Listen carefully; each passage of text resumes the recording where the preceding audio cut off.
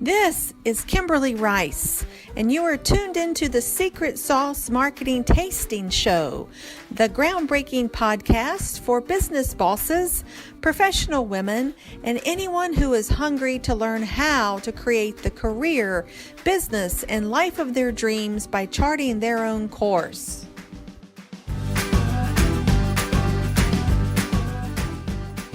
This is another episode of KLA Marketing Secret Sauce podcast, where we share valuable and concrete information with recognized experts across the country in service to lawyers and legal professionals across the globe, actually. Today, we're so delighted to welcome Will Meyerhofer. I hope I said that properly. That's just fine. Okay. Who is a lawyer turned psychotherapist, headquartered in Manhattan in our favorite area of Tribeca. One of the things, many things that is interesting about Will is that he knows of which he speaks. Given that he did a stint at Sullivan and Cromwell earlier in his career. Not too shabby creds as far as he went to Harvard College, NYU School of Law, and then Hunter College School of Social Work. So since 2005, Will's been a psychotherapist with a private practice, and somehow inadvertently, and we're going to explore more of this, his specialty is now working with lawyers. And I'm extremely excited to share with our listeners that Will is the author of a number of books. And tell me if this is the latest one, Way Worse Than Being a Dentist, The Lawyer's Quest for Meaning. Yeah, the new one actually is still way worse than being a dentist. Okay. One of the book designers actually suggested calling it Way Worser. And, when we designed the jacket, the idea was to take the same exact jacket and make it look like I just scribbled in magic marker still on top of it. The idea being nothing's changed, same old, So, it's the much dreaded sequel. And we can talk about that. It's really a sad tragedy. But Will is also author of another, I would say, much more uplifting title, Life is a Brief Opportunity for Joy. And I can't wait to hear more about that. And then just to round out your creds, you write regularly for Above the Law, which for anyone who's in legal services knows that's one of the top digital platforms for thought leaders in the legal services world. And then you maintain your own blog about life, the law, and psychotherapy at www.thepeoplestherapist.com. And so with that, I want to jump right in and welcome you. And I want to give you an opportunity, Will, to speak and share with our listeners your background, why you chose to go to law school, and how and when you knew that practicing law was just not for you. Well, it's a very typical story, looking back on it. I mean, on one level, I'm a lawyer, and so I'm great, for lawyers to go see as a therapist because they can go see a lawyer who's a therapist. On the other hand, I look back, I realized I was always a therapist. I just was sort of disguising myself as a lawyer, I think. Like a lot of people who wind up in law, I went into it for all the wrong reasons. Really, it was my mom was putting me under immense pressure to make something of myself. And law school seemed like what you do to monetize an English degree, basically. It's really kind of that cut and dry. I don't think I've had so many lawyers telling me this. I didn't really know what I was getting into. I'm not sure I really knew what a lawyer even did, Wow. Other than a few episodes of Perry Mason, I'm not sure I had the slightest idea what this career even consisted of, Oh, that's phenomenal. It's not atypical. I've worked with thousands of lawyers over 27 years at small firms, large firms all over the country. And it looks glamorous from the outside. Yeah, I think that was really, people say it's money and prestige are the things that get people really into it. I mean, I was really thinking I would wear a suit, I'd have a briefcase, I'd have a secretary, I'd have an office in a skyscraper. And I knew I didn't really like litigation. I guess I had a sense that I wasn't much of an arguer. And then I got to law school, and civil procedure was just not my favorite topic. And I thought, oh, great, I'll be a corporate attorney. And I had this idea, it was like being a banker, but there weren't as many numbers. So, I wouldn't be staring at spreadsheets. I'd just be, somehow negotiating or something. I mean, that literally was about as far as I, went in terms of thinking what would happen when I got out of law school. So when did you get kind of smacked in the face with the reality of what your decision? Well, ironically, not during the summer program, at least in the day, I was in the halcyon days of summer programs where summer associates basically just, went out to restaurants and schmoozed. Right. It was really, it was pretty good life in those days. Mm-hmm. I think it's when you arrive at the firm and they sort of, pull away the curtain and you realize that it isn't the summer program anymore. And suddenly, you're up all night. I mean, I remember a lot of my job, at least in the beginning, consisted of, just running changes, like hovering around negotiation, conference rooms full of negotiators and putting changes into documents all night and then distributing the documents and then preparing closing tables and, not very glamorous stuff, doing research memos, that kind of stuff, and the work was endless and it was grueling and it was difficult and there was nary a kind word, I mean, mostly if you did it well, they grunted at you. And if you did it badly, they screamed at you and threw something across the office and tried to hit your head, so it wasn't, it wasn't what I was expecting. No. And, it's so, I believe it's so disillusioning to young folks coming into the real life of law firms that, it's all built up in law school and in the media and law in different TV programs, etc., cable programs. But when you actually get there to do it. Yeah, it's, and I think the worst part is you realize that this isn't just something that you can be taught. I've really become a skeptic around education, formal education. I think like a musician studies, but you don't study to become a musician. You are a musician. You find another musician who has sympathy with, the sort of music you want to make. And then he works with you to become the musician you are. And I think all fields are like that. It's really much more of an apprenticeship, really, Like you can't really be converted into a lawyer by going to law school. This notion that you're going to learn to quote, learn to think like a lawyer, that whole thing.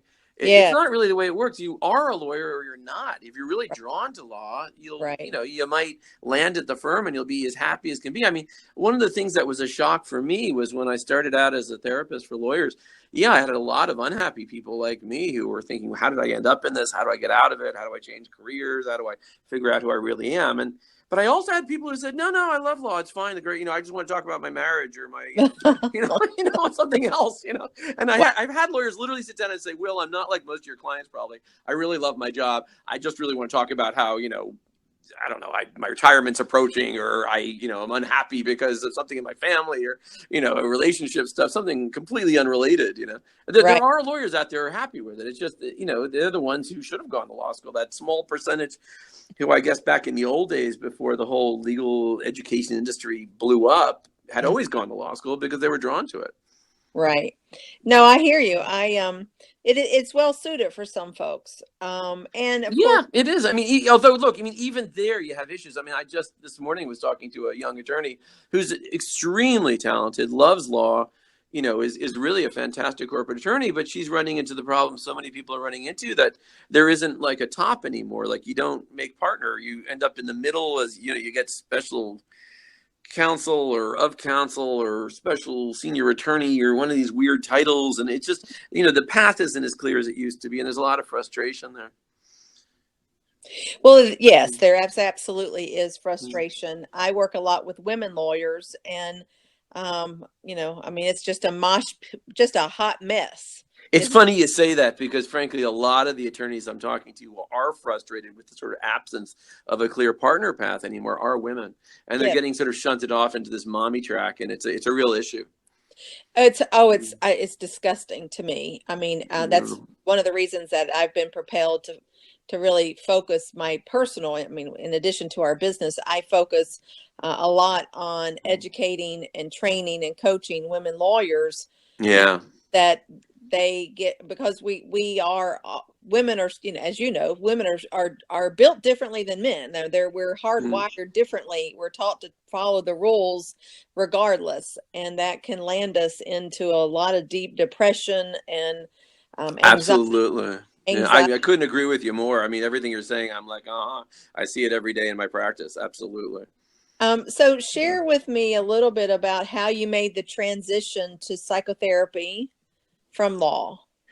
Well, I lasted all of like 2.5 years at Sullivan. I mean, I wonder how they got rid of me so fast.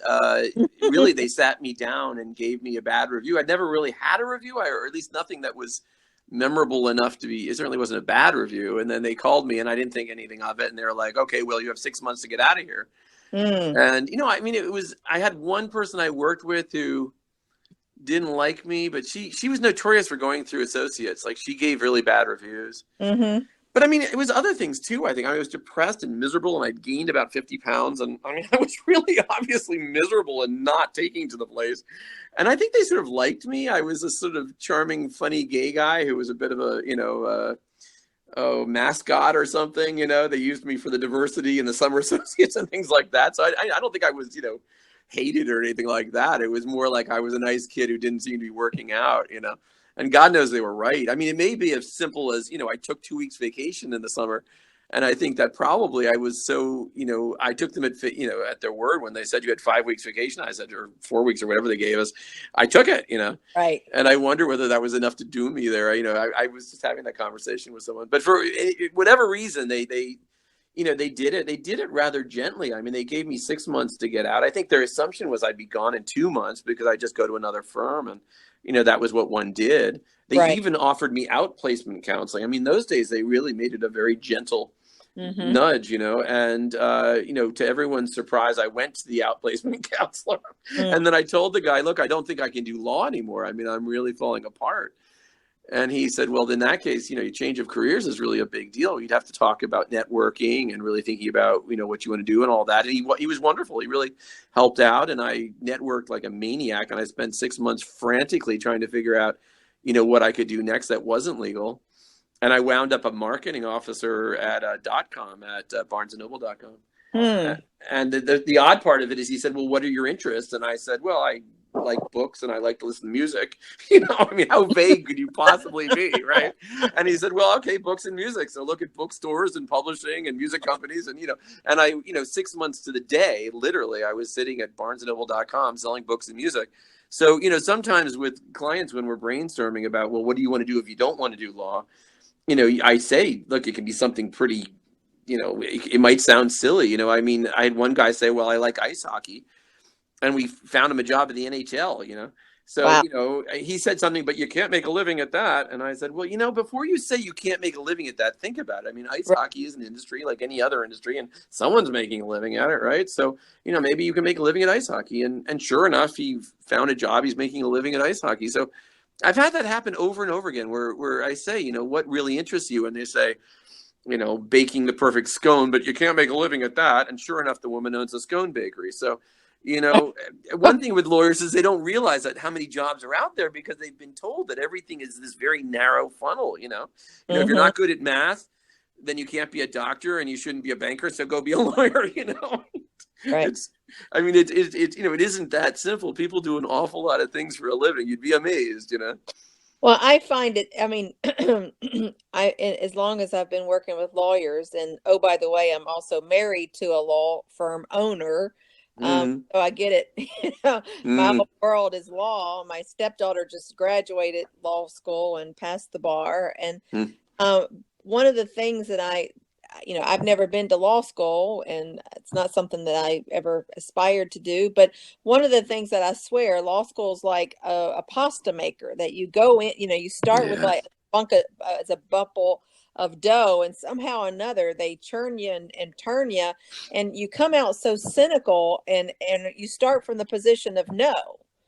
I don't know what happens. I've just seen it, that the first mindset is, I understand you're picking things apart. You're trying to look for the problems and identify issues, but it's just the idea of no, I can't do this. No, you can't do that. Does that relate? Didn't you resonate with you? Well, I mean, one thing about law school is just how incredibly impractical it is. Yeah, I remember, when I got through and didn't know how to do anything, right. like just anything. I mean, I had this one CLE, I think, where, they actually went over the parts of a contract, and I realized no one had ever done that. Like no Yes. one had said these are the recitals, and here in the back you'll find these, clauses like, you'll find indemnities, and let's talk about what indemnities. I mean, in contract class we just did contract doctrine, how to avoid a contract. We never, and then the history of all the case law, but we never just went over the parts of a contract. Now, I guess at NYU the assumption was we were above that sort of thing. We didn't need to Oh, do this kind of basic stuff. But I mean, I remember just it being a revelation to me how a contract was organized. Like, it's such a it's been a mission of mine for over a decade. I have to bring the business of law to law schools. yeah, yeah, Because in my world of legal marketing and working with law firms and lawyers, to learn how to think as a business owner, as a, when you're in private practice and yeah. build a client base, there's zero taught about it in law. Yeah, how to market. I mean, and frankly, not only how to market, which they don't teach, they also don't teach how to manage, and that's really in my territory, in my bailiwick, because I'm just appalled at, I mean, management in the big law firms is essentially hire a whole lot more lawyers than you need and expect them to attrit at appalling rates. Yeah, I mean, yeah, by fifth year, 80% of them are gone. I mean, what yeah. kind of how can you talk about human resource management when, your most valuable resource is these human beings you've hired, and essentially you're hiring what 5 or 10 times as many as you need, and then throwing them the deep end of the pool and just sort of, I don't know, polishing your nails while they drown, and the one survivor, you're like, oh great, we'll make you partner, and that's pretty much how they manage. I mean, You're the right. kids just go down without a sound, and drowned, and Yes. they're lost. I mean, I confronted a partner I think I was speaking at one of the law schools, like Penn or someplace, and there was a partner from Skadden or one of these huge firms, and I said to him, okay, you're talking about how to succeed at a firm, how to make partner. I think that was the panel, that was Mhm. the topic. And I said, how about all the ones that don't? I mean, we all know now that it's a tiny percentage. I mean, it used to be like 10%. Now it's, God, I don't know, 2% or something that actually gets the partnership. Some of them get to like kind of these weird, almost partnership kind of titles, but Mhm. the vast majority of them are struggling and failing. And frankly, I was one of them. I was one of the kids with depression and anxiety who was, dreading every day. I'd never been a depressed or anxious person, and I was, having panic attacks. I was having, terrible low self-esteem, where I would just have these dark, plunging, low self-esteem days where I just couldn't get out of bed. I mean, at first I was overeating, and then I started undereating. I mean, I was really, all of these compensatory behaviors that I see with attorneys that I work with who are unhappy in the field, where they drink too much, or they act out in other ways with drugs, or they, become anorexic or bulimic, or they gain tons of weight, or, just all kinds of stuff. And I saw that from the inside, and it's, there's just a huge, terrible human cost here, which I There is. think needs to be acknowledged.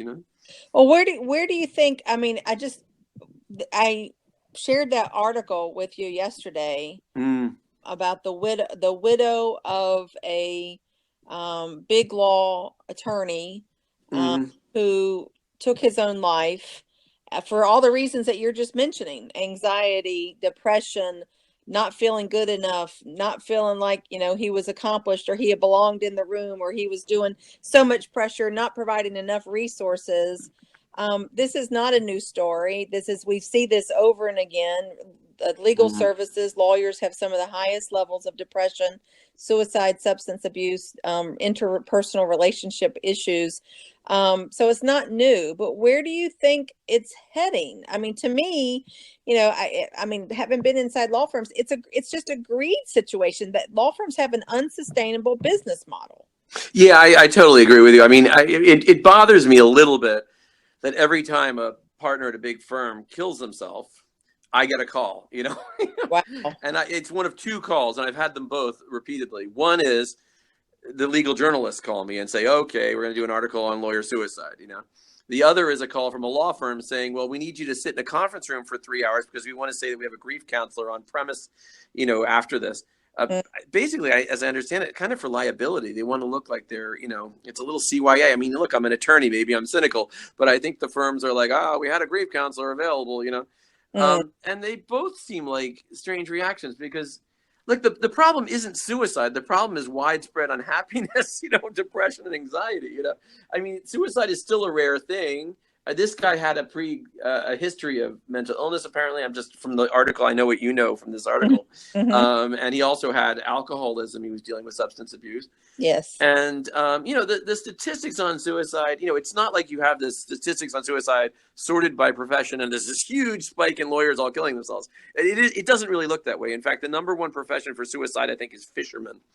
But, and suicide statistics are weird anyway, right? Because 3 or 4 times as many suicides among men as women. Explain that one. White men, highest rate of suicide, followed by Native American men. I mean, there's all sorts of suicide. You can puzzle over suicide forever. And, but it isn't all lawyers. Okay. I mean, Right. Among women, the highest rates of suicide are among physicians. They think it may be because as doctors, they're better at killing themselves. They simply know the body and they can pull it off more effectively. Wow. In states where you have weak gun laws, you have higher rates of suicide because people have guns around. This guy shot himself with a gun. So it may be that he was in a state where there were guns, and if he hadn't had access to a gun, he might not be alive right now. I don't know. Mm-hmm. So there's a lot of this kind of stuff that corrupts the whole conversation when it becomes about suicide, Right. But if you're just looking at I always say to people that, major depression gets people's attention. Minor depression sounds like sort of a bad joke, like what's minor depression? Mm-hmm. But if you've ever had minor depression, there's nothing minor about it.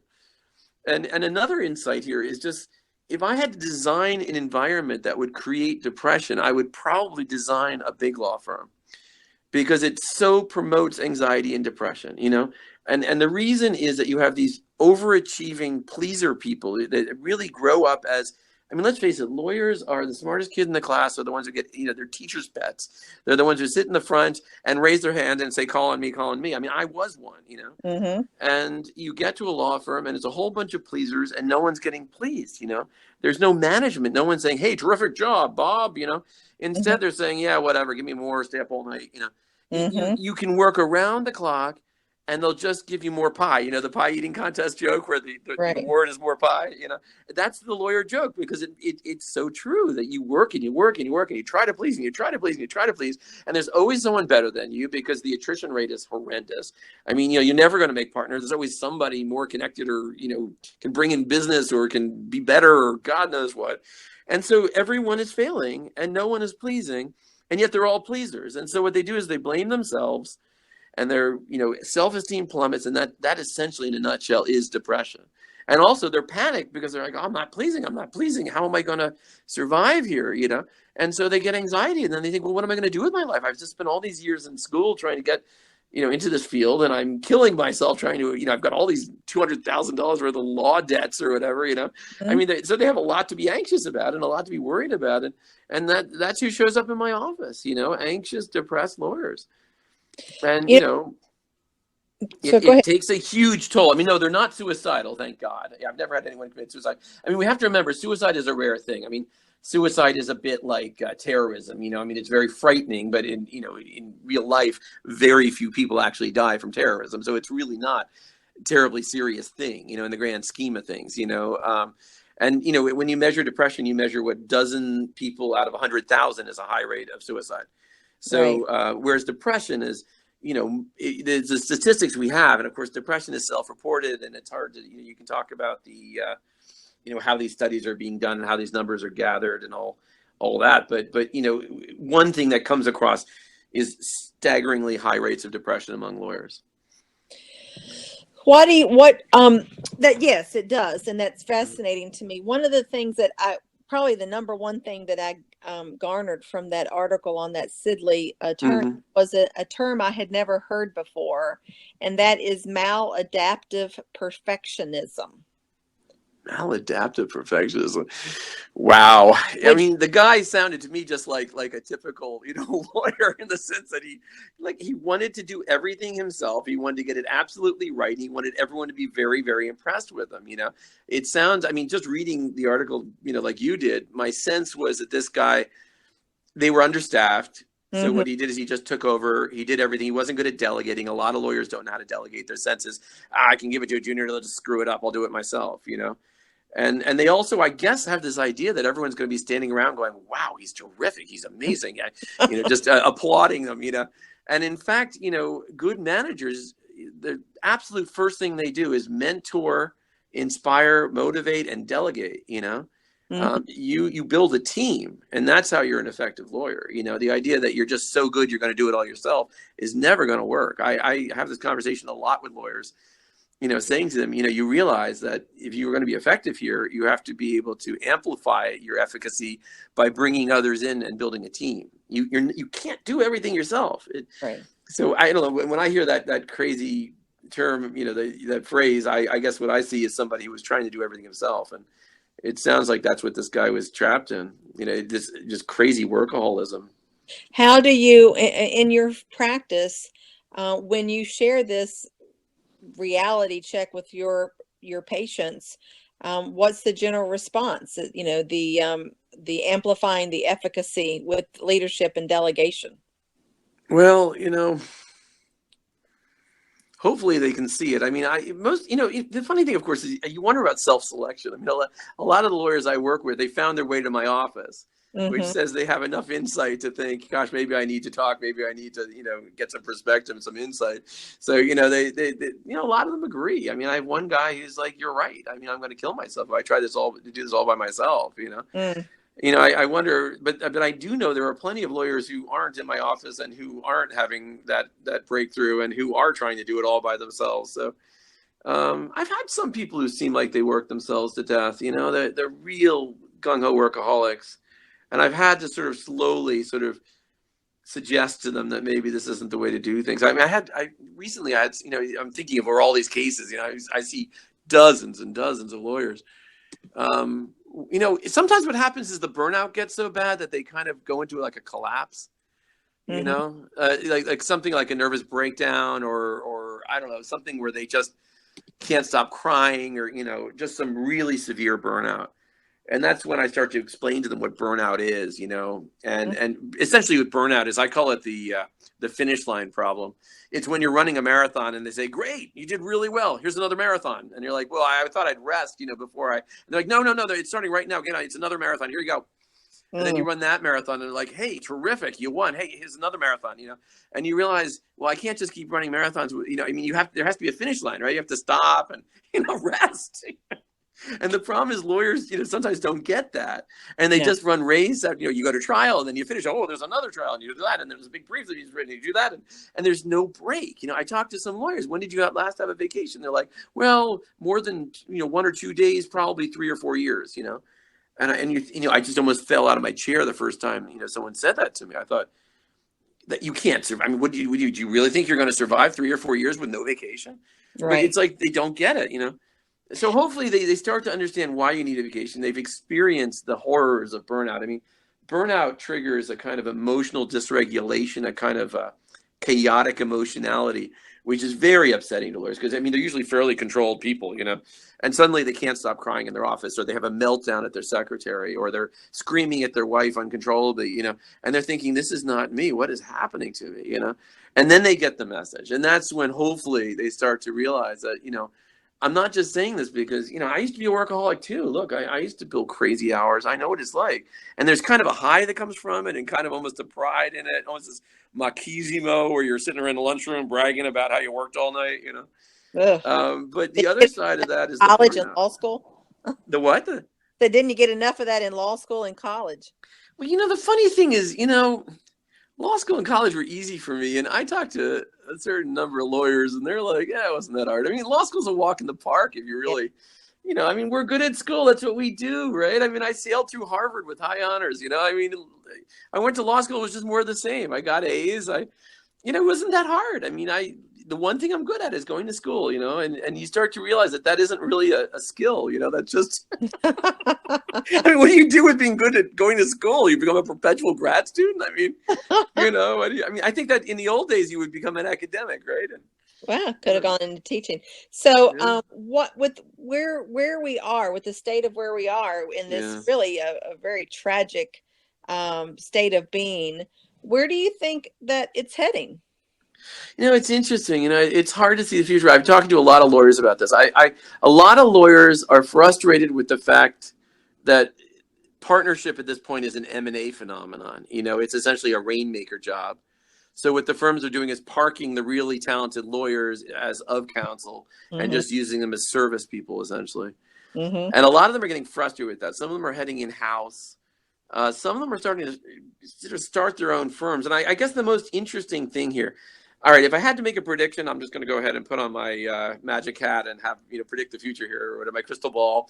Yep. But I'd say that there'll probably be an economic turn down.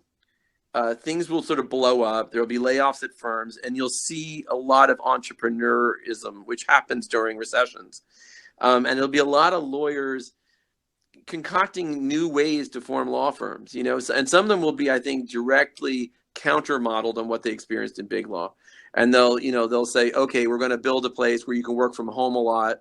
We're raising your kids and having a family, and home life balance is a priority, where maybe we aren't going to publish or worry about profits per partner, but instead we're going to be really sort of taking pride in the work we do, servicing clients and making that our top priority. Mm-hmm. I mean, it's interesting. I talked to a law school dean who was talking about how the dean was talking to a faculty member and saying, we really need to get our, clean this place up and work on our curriculum and this kind of stuff. And the faculty member said, well, this has never really been a student-focused institution. And she said, well, if the focus isn't on students at a school, where the hell is the focus going to be, on the faculty's navels, So I think at law firms, we need to stop focusing on profits per partner. The focus has to be on clients, I mean, are we doing good law here, And maybe the focus should be on lawyers, not on just the partners, I mean, maybe we have to ask ourselves, are the lawyers happy because they're doing, good work for their clients? And, rather than are the partners getting rich? And, I mean, it's a different question. Right now, it's really, are the partners getting rich? Okay, great. The firm's a success. And, there are some firms where there's a little bubbling up of some hope here. I had one guy leave a huge big law firm where he was, honest to God, he's one of the few people on earth I can say actually billed 2,800 hours a year, for several years. Oh my God. Came into my office, sat down, and just wept. I mean, he was falling apart. And now he's at another firm, which is all refugees from big law. Mm-hmm. And, you want to be a partner, they're fine. Build some business and they'll call you a partner. They have some rule where if you bring in a steady 200 grand in business every year, you're a partner, It doesn't matter that much to them. They're just like, whatever, you kind of, I guess it's sort of kill what you eat kind of thing. Sure. But, but it's a nice place and everybody respects each other and they don't work crazy hours and they try to do the best they can for their clients. When you speak about the recession, we had that from 2008 to 10. Yeah. And I've never seen, I was just finishing up my last in-house law firm gig in Philadelphia, 2008, when I started KLA Marketing. I had worked in-house for almost 20 years. Wow. And so I saw firsthand how what a destructive environment it can be. And we, the big law firms get the largest, kind of indictments of lack of of attention or empathy or human resource management. But I have never seen as many lawyers spin off from firms to start their own, and that sometimes they leave in clusters, 3 or 4 or 5 or 6, a dozen of them, because they know it's going to break them. And how many, and so we've worked with a lot of them emerging, just getting started, taking their clients with them, or maintaining our firm to help them generate the clients and doing it in a different way. So much, in fact, I have a client who was in Hackensack, New Jersey, and he moved to Chicago. His wife had family there, and we worked with him to develop a virtual law firm, which is trending. Um, and he maintained his business in New Jersey, hired or contracted with some attorneys who were similarly situated. Several were women who had had children that were tired of the Wilkie Farr Gallagher way of life, per se. Mm, And I don't mean to disparage that firm, but it's just representative of the type of firm that you've got to have the FaceTime. The women have got to be there, the whole child care situation. yeah, I've actually had women at Wilkie over the years. I've known as friends actually who Yeah, complain about it's that. a Yeah, wonderful but firm. other firms too. Yeah, it's a Mm, wonderful firm, but it's just I mean, I think they give, I think it's 6 months paid leave. I mean, so they're extremely generous, but once mm. women, get back on and they've really taken a huge hit, whether they are going to be partner. And I think it really changed back in that time period and maybe even before where that's not the carrot anymore. I'm sure Mm. a lot of attorneys got, Yeah, there is. I mean, I've seen a little bit of a bubbling of change. It's funny as the firms all M&A merge into these mega monster firms. There's yes. this other sort of fragmentation that's happening. Exactly the opposite. I mean, Quinn blowing up was Hmm. interesting. I mean, there's a model there for really good lawyers at Quinn who, it's come out now with all the nastiness and acrimony between these lawyers, that, Quinn was a difficult guy and he was really sitting on them and they resented it and they blew off and formed their own firm. And I just can't help thinking that it's going to be a different culture, and it's probably going to be a different culture in response to having worked at Quinn and wanting to do it differently. And Right. I think you're going to see that more and more, where lawyers are like, when I'm out of here, I'm going to do it my own way. I have a Right. few clients, I have some friends and your colleagues that I like, and we're going to kind of do this our way. We're going to find a different path. And I think that if we do have a downturn, we'll probably see that accelerate, that there will be more spin-offs, more boutiques or whatever you want to call them, more law 2.0 type, different way of thinking, people who are just, deciding that their priorities are different. And I'm all for it.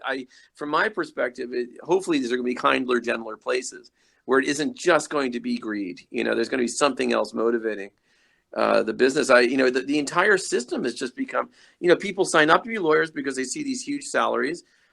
They go to the firm that pays the biggest salary. So the firm has to, have that profits per partner. I mean, the rankings are even influenced by profit per partner. So it's Sure. like everyone's trapped in a system that's all about money. Even if they want to get out, they're kind of stuck. And the kid's point of view, why shouldn't I go to the one that pays the most? I've got these huge loans. So it just becomes a self-perpetuating cycle where everyone's caught in this vicious loop. To speak to well-being and the emotional and the psychosocial issues that you see in your practice, are there Mm-hmm. any best practices that you could offer for those folks who are in law firm life, that don't have immediate plans to take an exit, but just simple things that folks can do to temper or neutralize some of the heady, um, destructive patterns that exist in law firms? Well, one thing I tell people is to make the firm work for you instead of you just working for the firm. It's kind of a subtle reframe, but realize that you're using this place as a stepping stone in your own life. Mm-hmm. Rather than just there's a tendency to slide into a parental transference, to look at the firm as sort of a kindly father or grandfather or mother or some parent, and try to please them, and they'll take care of me if I please them, and if I work hard enough and they don't take care of me, then I'll hate them. And instead of thinking them, it's like the line I use is, they're not your damn dad. Mm-hmm. That it's just a law firm. They're in it. It's a business. Think of it as, how is this place a stepping stone in my career? How do I build my career and use this place? And you may keep your, ears open about partnership, but be realistic about it. You don't have to sign up for every extracurricular or every pro bono or every committee. And if there's, work that you don't want, maybe say no. Maybe enforce a boundary and say, listen, I'm going away this weekend. It's a friend's wedding. Sorry. Yeah. And they may push back, or it may not look good, or you may even get some grumbling at your review, but maybe you need to enforce boundaries. Right. Sometimes lawyers, they just give and give and give and give, and meanwhile all this resentment is building up and all this feelings of deprivation, which so they act out and drink too much, or all this kind of crazy stuff. I have lawyers who sort of unconsciously try to get fired. They sort of act out, they scream at their boss or do something outrageous. And I say, make it conscious instead. Look at this place, clear-eyed, realize what it is. Ask yourself why you're there. Maybe you're there to pay loans off. Maybe you're there, to rack a few years on your, resume before you go somewhere else.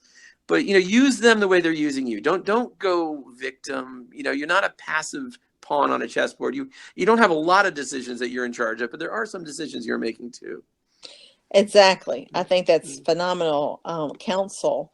There it is. And I think for women particularly, this is what I've seen and studied, is that because women are taught to be subservient, don't rock the boat, follow the rules, that they are much, much more likely to stay in a position and stuck, and get caught in their little silo vacuum and just grind it out. Yeah, they tend to get sort of shunted aside and given the work to do rather than, I don't know, the client interaction or the schmoozing or the marketing. I don't know. I had one woman say, why am I always the den mother? Why am I the one running the huge team of doc reviewers? Why am I not doing the litigation strategy meeting? Why are the guys at that? And I'm running 20 doc reviewers, you know what I mean? There is a sort of shunting aside of women that happens sometimes. And you counsel her how? I said, well, heaven's sake, speak up and demand to be in the room with, point it out, right? At least look, no harm in trying, right? She was, battling that locker room mentality, that kind of bro mentality that, a lot of women complain about. There is a sort of sense that, you're going to be mommy tracked, that you're not going to be, you're really, really good, so they'll set you off in the office and have you write the brief. Meanwhile, they'll do the schmoozing and they'll do the strategizing and they'll do the sort of patting on the back and making each other partner. And a lot of women complain about that. Look, it's a huge issue across the boards in our society, right? All these women who are going to Congress. I had a big smile on my face when I saw over 100 women elected to Congress. It's time. We need more than half the women on the Supreme Court. The judges, the justices to be women. I think that's a given. We need more women, period. It's in all of the boardrooms everywhere. Well, I'm very encouraged over the last couple of years, even though it has been born from tragedy of the Me Too and all the misconduct by the white men. Unfortunately, not rapping on white men, but you just you line it all up, and that's the one Siemens. That's the one common denominator. Which is I had somebody say they didn't like the Democrats because of all that identity politics, and I said, "Hang on, so you're voting for the other side, the white nationalists? Right. If you want to talk about identity politics and victimization, my God, you think white men were suffering? It's such a terrible, I totally agree. Well, I want to ask just one or two more questions, and I want to be respectful of your time, but this has been fascinating, and there's a lot of different directions that we could go, in our conversation. But in all the work that you do, and all the paths and lives that you've passed and blessed in your work, I'm just curious if you can take a moment to be self-reflective, that knowing all the things that you know now, where you are, if you could give your younger self one piece of professional advice, what would it be? I think don't do what you're told. Children do very well to do what they're told. They're good children. You're a good kid if you do what you're told, right? Oh, what a wonderful, well-behaved child. But adults shouldn't do what they're told. Adults should really think long and hard when they're told to do something and ask themselves if it's really best and it's really what they want to do, stop and think, I guess I'm sort of in the school of thought of like Emerson and Nietzsche, or of these kind of rebel philosophers who, stop and ask yourself if it's right for you. Happiness in life is when the life you're leading reflects your authentic self, when, joy really is just knowing that you're living as your best self, as the most authentic reflection of who you really are. It's true to you. Your life fits you like a comfortable old sweatshirt or something. It feels right. It feels comfortable. That's what you're really looking for. It's not about pleasing everybody else or making a ton of money. It just feels right. It feels like a reflection of the real you. Right. Exactly. Wonderful, wonderful advice. So please share with our listeners, Will, what's the best ways to connect with you? And if you want to name your books and kind of a gist of each of those books? I mean, because they seem a little bit different, but maybe there's a common thread there. Yeah, the first book is actually it's a popular book. I wrote that book now. I can't believe it. I guess it came out in like 2011 or something. Life is a Brief Opportunity for Joy. Everyone was asking me for that first book on psychotherapy that'll sort of explain it to me. I had a lot of those requests, and I had some notes from trying to train young therapists in a hospital setting. They were volunteer counselors, and how to explain all of psychoanalytic thought to somebody really quickly. And it just sort of formed into an outline, which ended up being this book. And I guess in a weird way, doing therapy with somebody is also sort of teaching them about therapy. I mean, it is inevitably, right? I mean, by the end of doing a lot of therapy, you think, well, now I understand what therapy is about, right? So I tried to sum it all up in that book, and that one's a good place to start. My website, thepeoplestherapist.com, and I have a private practice website just called aquiet.room.com. Or you can just Google me and it'll all come up. Nowadays everyone just Googles things. Mm-hmm. But all my books are there. The two books about law are again, those are sort of popular sellers. They're called Way Worse Than Being a Dentist and Still Way Worse Than Being a Dentist. And they were based on the pieces I did for Above the Law, but they were all sort of expanded and kind of put into book form. And a lot of lawyers connect with those books. And I had one guy say to me, what I like about you, Will, is you're the only one who bleeds on the page, I mean, I guess it's sort of telling that book, agents told me it didn't have a chance in hell of getting published because it was down on law. That's how they put it. So you can't write a book about a profession that's negative about the profession. And I said, well, I'm not really trying to be negative. I'm just trying to be sort of realistic and tell the truth about my experience, and the experiences I've seen with lawyers. And in fact, I think the magic of that book is it's so honest, right. And the books have caught on. They've done really well. And I think it's because lawyers lawyers, they want you to be smart, and they want you to tell the truth. They don't want to be soft-soaped, And, I'm not saying that, law is a terrible profession or something. I'm saying a lot of people went into it who didn't belong there because it was, a bubble that, legal education became this bubble kind of a trap, And that, and also there were some, real issues with the lifestyle and the way the profession of law has sort of painted itself into a corner with money, that has taken a real toll on people.